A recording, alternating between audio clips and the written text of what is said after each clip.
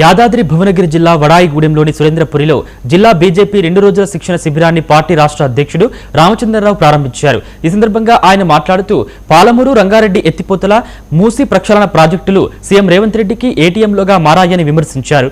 ధాన్యం కొనుగోలు విషయంలో రాష్ట్ర ప్రభుత్వం రైతులను తప్పుదోవ పట్టిస్తోందని, కేంద్రంతో చేసుకున్న ఒప్పందాలను ఎందుకు బయటపడటం లేదని నిలదీశారు. కాళేశ్వరం అంశంలో కేసీఆర్ను రక్షించేందుకే ప్రభుత్వం కాలయాపన చేస్తుందని ఆరోపించారు.